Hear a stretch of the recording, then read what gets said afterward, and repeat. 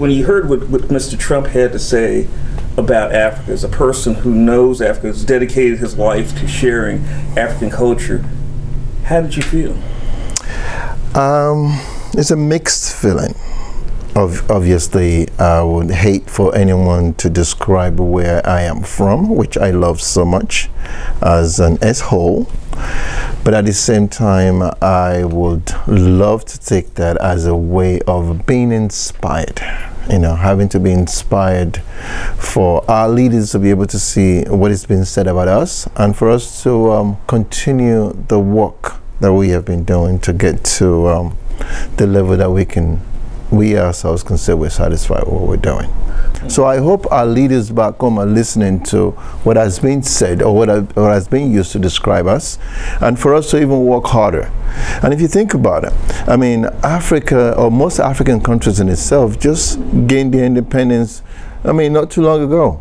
I mean, Nigeria, that I am from, is just 57 years old when it comes to independence itself, and just a few hundred years old when it comes to the amalgamation of Nigeria in itself. And if you compare it to America, which is over, I mean, that's a 242 years old, which is off its independence from 1776.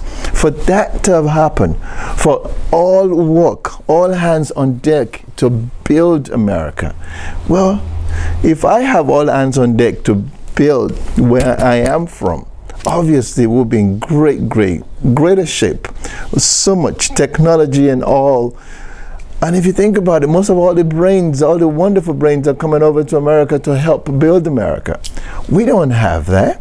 Even though we're as intelligent as we are, we're still striving to put food on the table. And while the food is being, while you're being fed, you now say, let me go build Nigeria. All right? So what is happening to us is everything is being personalized, where most of us are now thinking, after I'm being fed, now let me take care of my greatness, as opposed to the greatness of the country itself, which is Nigeria.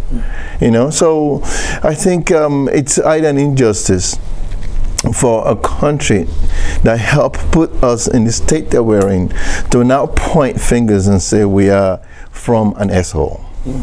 So that was something, you know, people say, well, how come Africa is so screwed up anyway? I mean, there are always wars and poverty and all kinds of.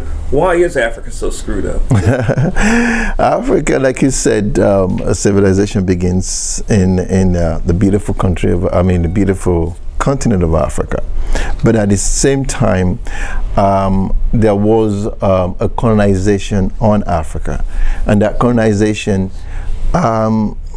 as it might seem like it's out, still the African countries are still in this colonization, still going on. There is so much that is being taken from the continent that it seems like for that to continue, it has to stay in the depressed state that it's in.